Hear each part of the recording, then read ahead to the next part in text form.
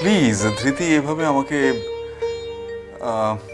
At least এই ব্যাপারে ক্রেডিটটা না দিলেই আমার ভালো লাগবে, আমি নিতে পারবো না। ডক্টর ঘোষ, আমি তো আপনাকে হার্ট করার জন্য কিছু বলিনি। আমি সত্যি সত্যি প্লিজ ধৃতি, এই কথাটা না হয় এখন নাই বললে। আচ্ছা ঠিক আছে, আই এম সরি।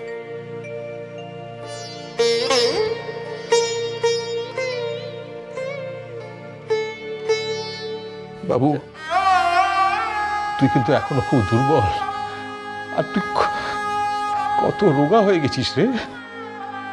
এই বিয়ে পর না, দেখো না ও কি খাবে টাবে, দেখো না কত ধকল গেছে ওর উপর দিয়ে। দাঁড়াও দাঁড়াও দেখিনি, কতদিন বাদে আমাদের ঘরের ছেলেটা ঘরে ফিরে এসেছে। আগে একটু ভালো করে দেখতে দাও ছেলেকে, বাবুরে।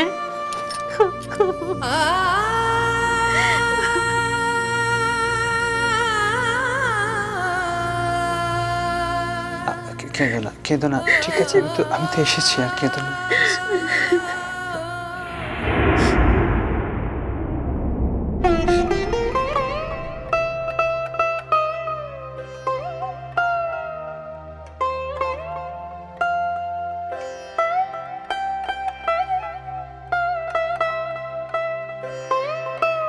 বাবা,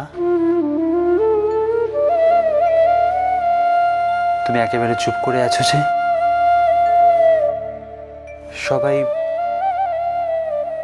সবাই কত কথা বলছে, প্লিজ এরম থম মেরে বসে দেখো না। আমি ফিরে এসেছি বাবা।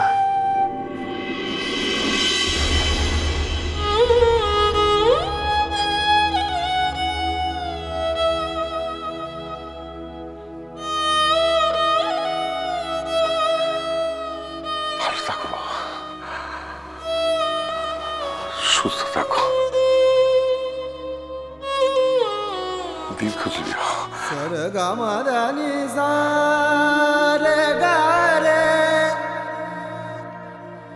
ग म ग रे नि सा रे ग रे सा आ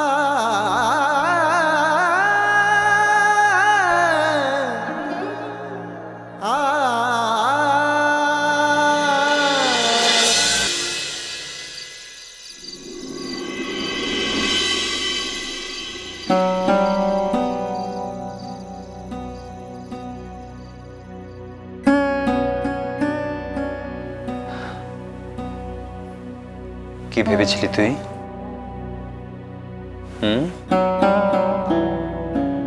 আমি মরে গেছি?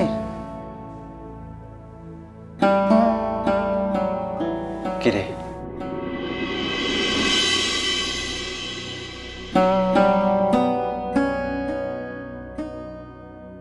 রাজবাতি, ভেবেছিলাম এবার বোধহয় তোর সঙ্গে দেখা হলো না আমার। সাক্ষাৎ মৃত্যুর আঁচ পেয়েছিলাম, কিন্তু তারপর যখন একটু একটু করে ভালো হয়ে উঠছিলাম, তখন বারবার মনের মধ্যে শুধু তোর মুখটাই ভেসে উঠছিল রে। প্রত্যেকটা মুহূর্তে তোকে দেখার জন্য ছটফট করছিলাম, তোর মুখটা একটু হাত দিয়ে ছোঁয়ার জন্য ছটফট করছিলাম আমি। তুই আমাকে ঠেলে সরিয়ে দিচ্ছিস।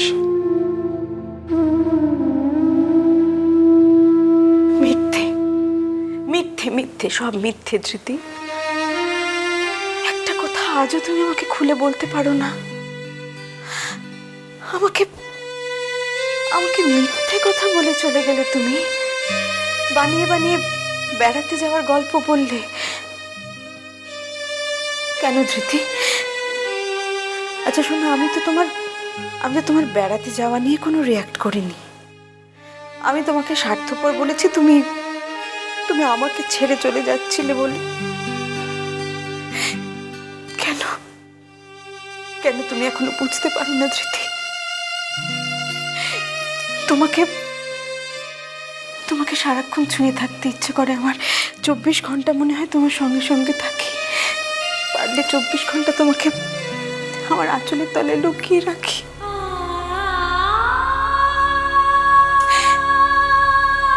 বাড়ির লোকজন ভাইয়া কত খারাপ খারাপ কথা বলেছে,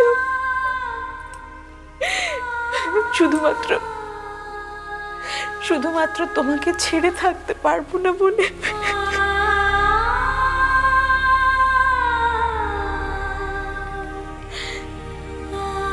দুর্ভোগ আমি পাগলি একটা। তোর কি মনে হয় আমি এটুকু বুঝি না? চাই বোঝো, তুমি তো এই খারাপ কথাগুলো আমাকে দিয়ে বলা,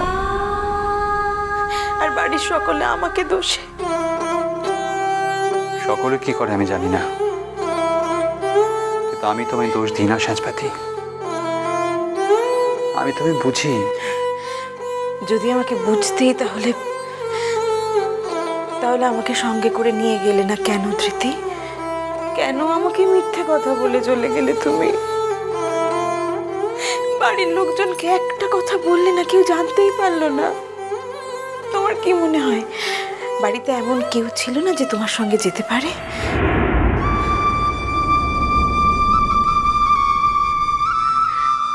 তুমি কি সত্যি জানো না?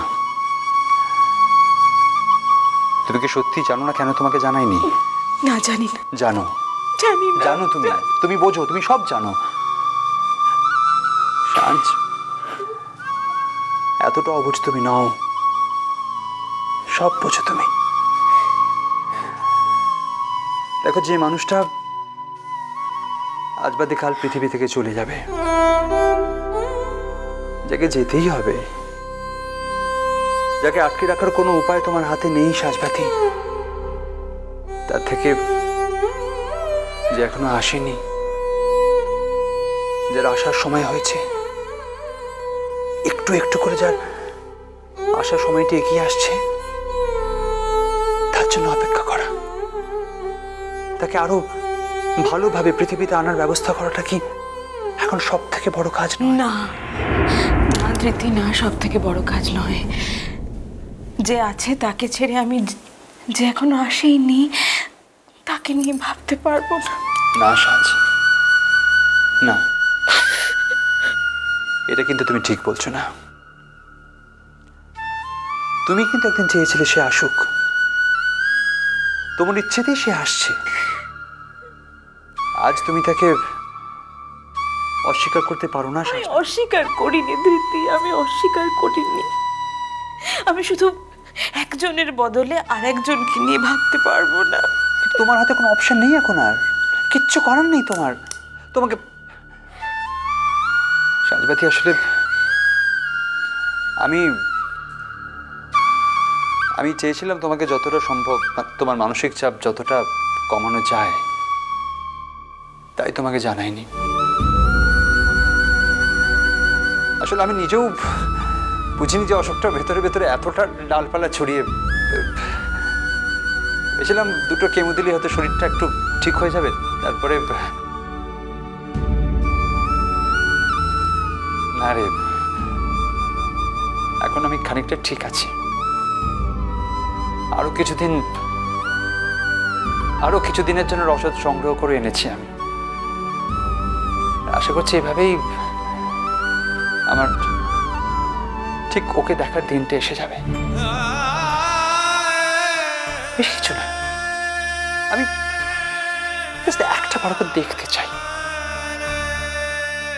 আসলে কি জানিস সাজ, ও মানে ও তো আমার আমার রক্ত মাংস, আমার লজ্জা, আমার ঘেন্না, আমার মান অভিমান সবটা নিয়ে ঘুরে বেড়াবে, তাই না? সবটা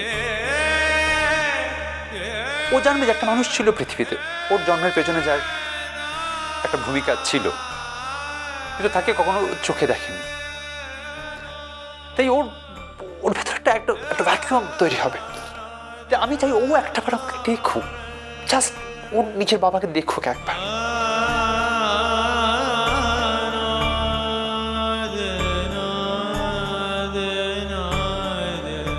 যে রাতে মোর দুয়ার গুলি